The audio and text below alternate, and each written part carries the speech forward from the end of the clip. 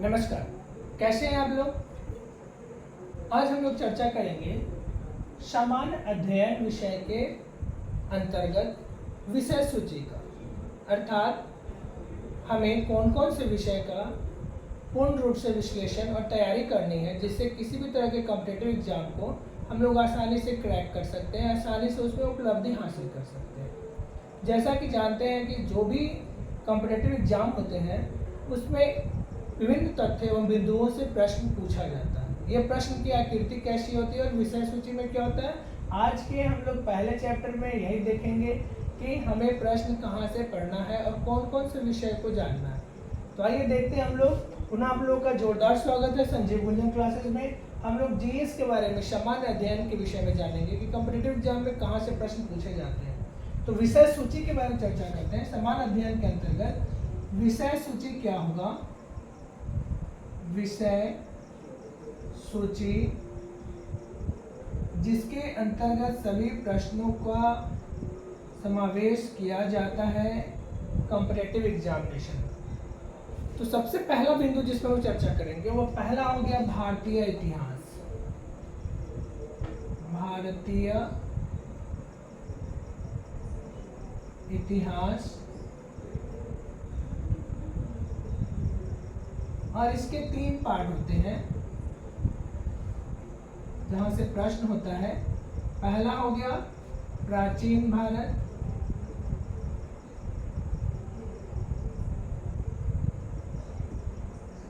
इसके बाद हो गया मध्यकालीन भारत,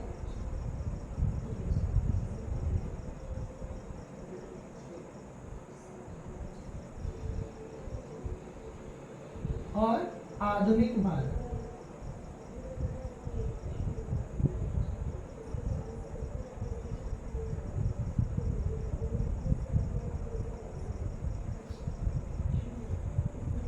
इन 3 अलग अलग बिंदुओं से प्रश्न सभी कॉम्पिटिटिव एग्जामिनेशन में पूछा जाता है जिसका विश्लेषण हम लोग करेंगे।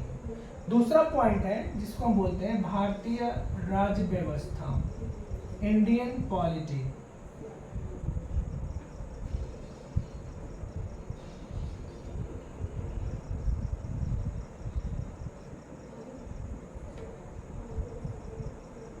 ऐसे हम लोग बिंदुवार सभी का विश्लेषण करके नोट्स बनाएंगे और कॉम्पिटिटिव एग्जाम की तैयारी करेंगे। तो यहाँ से प्रश्न पूछा जाता है जिसमें मुख्य रूप से अनुच्छेद,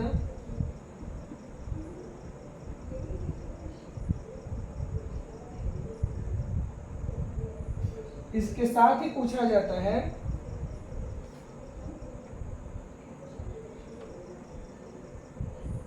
कार्यपालिका, विधायिका,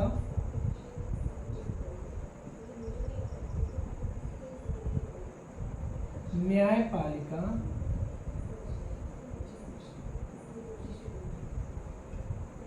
इत्यादि महत्वपूर्ण विषयों से प्रश्न का समावेश भारतीय इतिहास में किया जाता है। इसके साथ ही हम लोग देखते हैं पहला, दूसरा, तीसरा पॉइंट हो गया भारतीय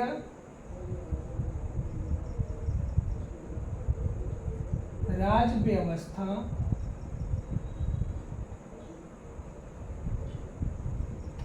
के बाद भारतीय अर्थव्यवस्था,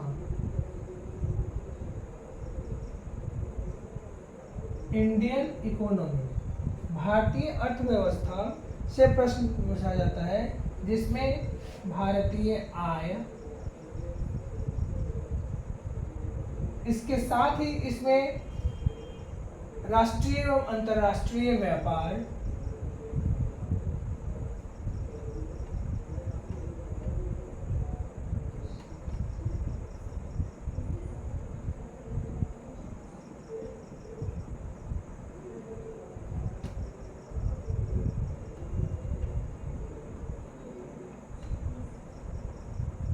इत्यादि विषयों पर चर्चा की जाती है। तो आपका हो गया तीसरा बिंदु जो सामान्य अध्ययन के अलग अलग प्रश्न हैं जहाँ से पूछे जाते हैं, वो किसी भी कॉम्पिटिटिव एग्जामिनेशन के लिए बहुत ही इंपॉर्टेंट है। और ये विषय सूची के अंतर्गत यदि हम तैयारी करें तो हमें आसानी से सफलता मिलती है। आइए चर्चा करते हैं चौथा इसका बिंदु विषय सूची में चौथा इसका भाग हो गया 4 नंबर, जिसको बोलते हैं भूगोल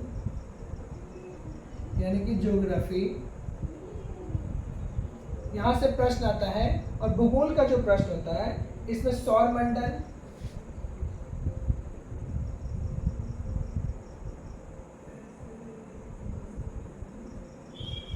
जल मंडल,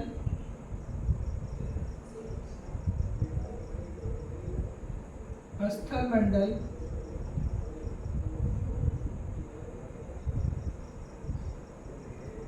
इत्यादि महत्वपूर्ण विषयों से चर्चा की जाती है। जनसंख्या,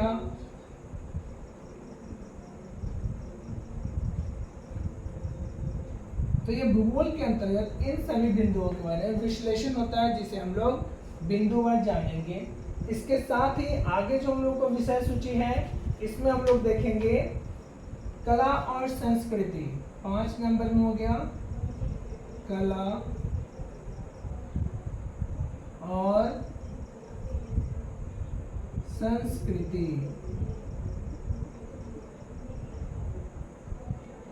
यह सामान्य अध्ययन का 5वां पॉइंट हो गया, जिसके अंतर्गत नृत्य शैली,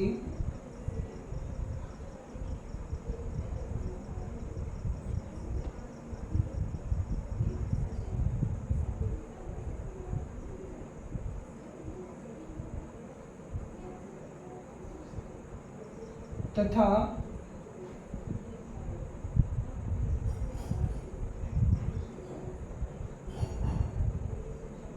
त्योहार, भाषाएं, रीति रिवाज,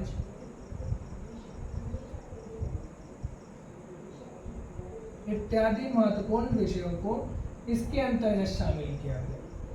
पुनः हम लोग बात करते हैं कि अगला कौन सा महत्वपूर्ण बिंदु है, तो इसके आगे आ गया सामान्य विज्ञान।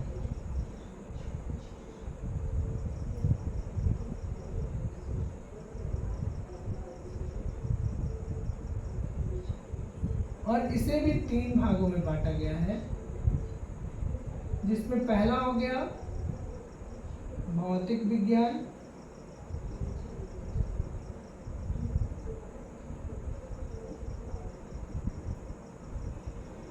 दूसरा हो गया रसायन विज्ञान,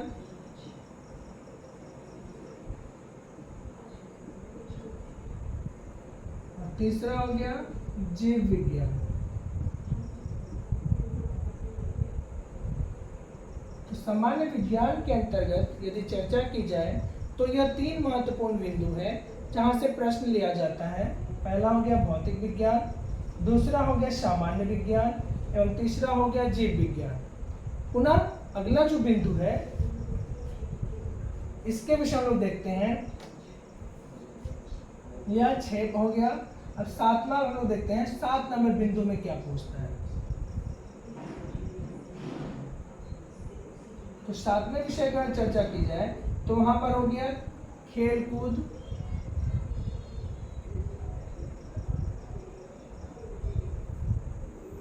इससे संबंधित प्रश्न, खेल कूद से संबंधित प्रश्न इसमें आता है, जैसे भारतीय खेल,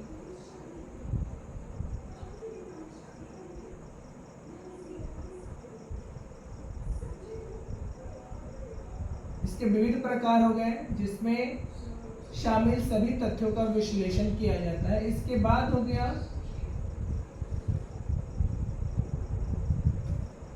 करंट अफेयर्स, यानी कि अगले बिंदु की यदि बात की जाए तो समसामयिकी,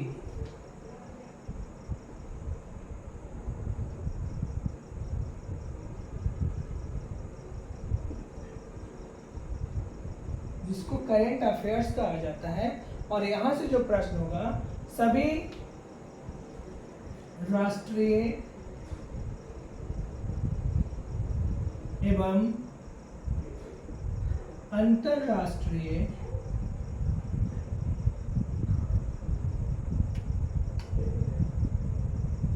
मुद्दा का विश्लेषण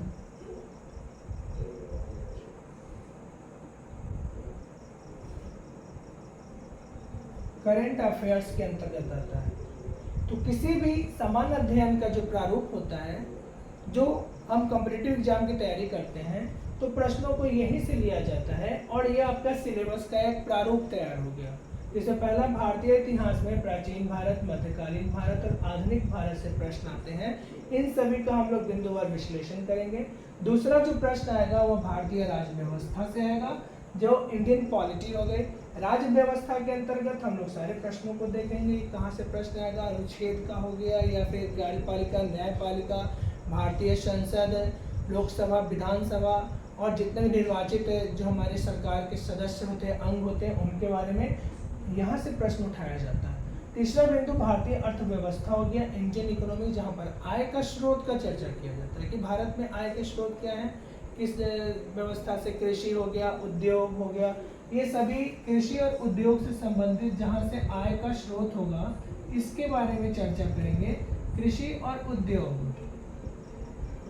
इसके साथ ही भारतीय आय टैक्स हो गए, इनके बारे में यहाँ से चर्चा की जाएगी कि भारतीय अर्थव्यवस्था में कौन कौन से पार्ट है, जहाँ से चर्चा करके हम लोग एक अच्छा खासा नोट्स और प्रारूप तैयार कर सकते हैं। इसके साथ ही राष्ट्रीय एवं अंतर्राष्ट्रीय व्यापार संबंध, इसके बारे में भी हम लोग भारतीय अर्थव्यवस्था में जानेंगे। नेक्स्ट बिंदु हो गया भूगोल, जहाँ पर कि ज्योग्राफी के विषय में सौरमंडल, जलमंडल, स्थलमंडल, ये सभी को मिला करके भूगोल के बारे में लोग जानेंगे, जहाँ से प्रश्न पूछा जाता है। और जनसंख्या संबंधी जितने भी हो गए, भारतीय जनसंख्या या फिर शिक्षा का अनुपात, शिक्षित अनुपात, जो भी हो गए वो भूगोल के अंतर्गत आते हैं। नेक्स्ट जो है कला और संस्कृति, जिसका हो गया कि नृत्य शैली हो गया, त्यौहार हो गए, भाषा हो गई, रीति रिवाज हो गए, इसके बारे में जो भी चर्चा होगा वो आपका 5वां पॉइंट हो गया, जो कि सामान्य अध्ययन के किसी भी कॉम्पिटिटिव एग्जाम के लिए बहुत ज़्यादा उपयोगी है। यदि हम चर्चा करें इसके आगे वाले बात के बारे में कि अगला कौन सा मुख्य बिंदु है, तो यह इसका मेन हार्ट जो हो गया सामान्य विज्ञान हो गया, जहाँ से प्रश्न आएगा फिजिक्स, केमिस्ट्री एंड बायोलॉजी। और ये सभी प्रश्न बहुत ही इंपॉर्टेंट है, क्योंकि फिजिक्स से भी क्वेश्चन आते हैं, रसायन विज्ञान से भी आते हैं और जीव विज्ञान से भी। तो यहाँ पर ये आपका अगला पॉइंट हो गया, जहाँ से सामान्य अध्ययन के क्वेश्चन को उठाया जाता है, प्रश्नों को बिंदुवार उठाया जाता है। और इसके विषय में हम लोग देखेंगे कि सामान्य अध्ययन में ये तीनों विषय होंगे, जहाँ से प्रश्न का समावेश किया जाता है किसी भी कॉम्पिटिटिव एग्जाम के लिए। नेक्स्ट हमारा हो गया खेलकूद, यानी भारतीय खेल हो गए या फिर ओलंपिक हो गए, किसी तरह खेल हो गया, या जो भी नेशनल इंटरनेशनल लेवल के खेल हो गए, जिसमें भारतीय खिलाड़ी की सहभागिता होती है।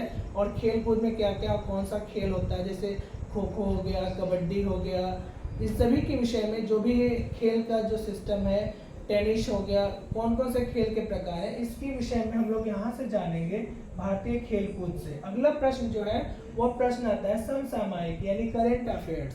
सभी वर्ष में जो वहाँ का मुख्य ज्वलंत मुद्दा होता है, चाहे वो किसी भी डिजास्टर मैनेजमेंट से हो, आपदा प्रबंधन से हो, या फिर कोई इनोवेशन से हो, वहाँ से जो प्रश्न आएगा, ये सारे प्रश्नों का समावेश आपका समसामयिकी से आएगा।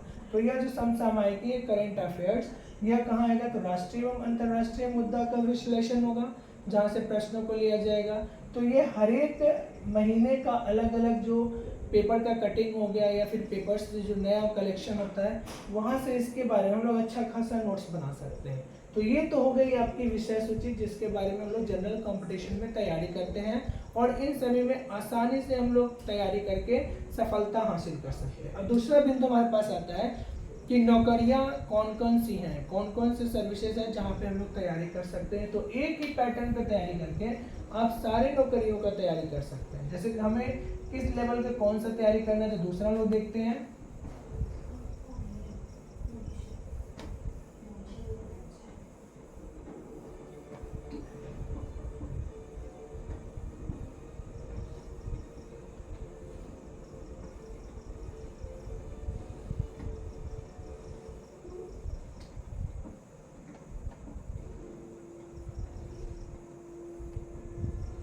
यहाँ पे यदि सर्विसेज की चर्चा की जाए तो दो तरह का होता है, या फिर रोजगार की संभावना। तो रोजगार कहाँ कहाँ पर है, इसके बारे में थोड़ा हम चर्चा कर लें। रोजगार की संभावना,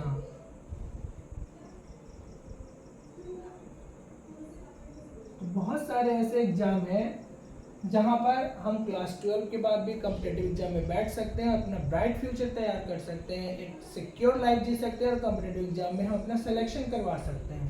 तो सबसे पहले +2 लेवल की बात करते हैं कि +2 आफ्टर +2 एग्जाम, जब आप +2 कर लिए यानी कि 12 पास हो गया, उसके बाद कौन कौन से एग्जाम दे सकते हैं? तो आप एलिजिबल हैं +2 के बाद पहला एग्जाम आप एयरफोर्स में जा सकते हैं, नेवी में जा सकते हैं, आर्मी में जा सकते हैं, रेलवे,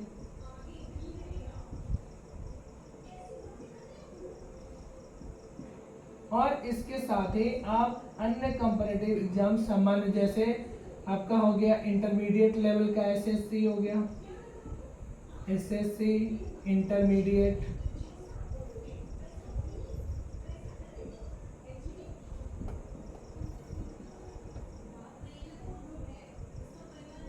इंटरमीडिएट लेवल के जितने भी एसएससी जहाँ से रिक्तियाँ यहाँ से हम +2 लेवल के एग्जाम में हम लोग आ सकते हैं। ये सारे एग्जाम्स जो हो गए वह आपका सभी रोजगार की संभावनाओं को खोलती हैं। इसके साथ ही और सारे अन्य एग्जाम में बहुत सारे कॉम्पिटिटिव एग्जाम्स हैं, जैसे आप +2 के बाद यदि बीटी करते हैं यानी बेसिक ट्रेंड हो जाते हैं, बीटी करने के बाद आपके लिए टीचर का भी एग्जाम हो जाएगा,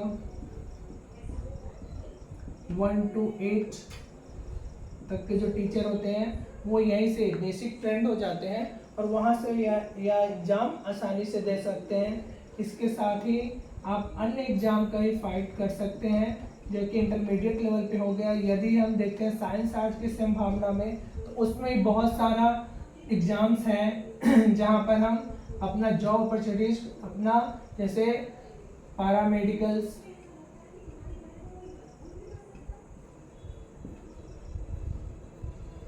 तो ऐसे अनेक संभावनाएं हैं जहां से हम आसानी से रोजगार उपलब्ध कर सकते हैं और थोड़ी सी तैयारी में work from home, no need of any extra expansion, no need of any extra burden, smoothly way में यदि डेली हम लोग थोड़ा थोड़ा करते हुए पैटर्न तैयार करें तो हमारे हाथों में आसानी से एग्जाम क्रैक करने की क्षमता आ जाएगी। इसके साथ ही हमें किसी भी एग्जाम में बैठ करके हम उसमें रिजल्ट हासिल कर सकते हैं। तो ये आपका हो गया +2 लेवल के जितने भी कॉम्पिटिटिव एग्जाम है। ये मैटर नहीं है कि साइंस से स्टूडेंट का बैकग्राउंड या आर्ट्स का बैकग्राउंड स्टूडेंट है, जनरल कोई भी जो साइंस के क्या बोलते हैं जनरल जो भी स्टूडेंट है जो 12 पास है वो ये सारे वैकेंसीज को भर सकते हैं। तो यहाँ से ये सारे वैकेंसीज हो गए और वहीं यदि बात की जाए तो एक ही तैयारी में एक ही पैटर्न में हम लोग बहुत सारे एग्जाम का अचीवमेंट ले सकते हैं, उपलब्धि हासिल कर सकते हैं। फिर इधर देखते हैं कि दूसरा यदि हम पॉइंट देखें तो ग्रेजुएशन लेवल के बाद भी तो ये संभावनाएं बहुत बढ़ जाती हैं और जितना भी ग्रेजुएशन लेवल के बाद जो एग्जाम्स हैं उसके बारे में हम लोग विश्लेषण कर सकते हैं। यानी कि आफ्टर ग्रेजुएशन ये रोजगार की संभावना हो गई मित्रों, तो ये आफ्टर ग्रेजुएशन हो गया। आफ्टर ग्रेजुएशन यहाँ से बहुत सारे जॉब अपॉर्चुनिटीज खुल जाती है। इसके साथ ही इसमें हम लोग देखते हैं ना पुलिस का वो भी आ जाती है, पुलिस कांस्टेबल। अब इस तरह के बहुत सारे एग्जाम हैं जो 12 के बाद हम प्रिपेयर कर सकते हैं। ग्रेजुएशन के बाद आप आ जाइए एसएससी स्टाफ सिलेक्शन कमीशन, इसके बाद दूसरा हो गया BPSC, state PCS,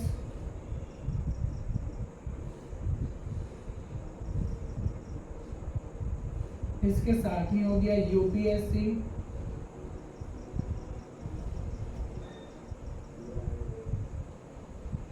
police inspector, और इसके साथ ही हम लोग बढ़ सकते हैं सीडीएस कंबाइंड डिफेंस सर्विसेज, यहाँ पर आपका आ जाएगा NDA, national defence services, defence के ऑफिसर बनने की अपॉर्चुनिटी बन जाती है जो क्लास 12 स्टैंडर्ड के बाद होते हैं, और ये आफ्टर ग्रेजुएशन होता है। तो CDS कंबाइंड डिफेंस सर्विसेज, जहाँ पे आप क्लास 1 ऑफिसर बन सकते हैं डिफेंस के सेक्टर में। इसके साथ ही आप CPO, असिस्टेंट कमांडेंट,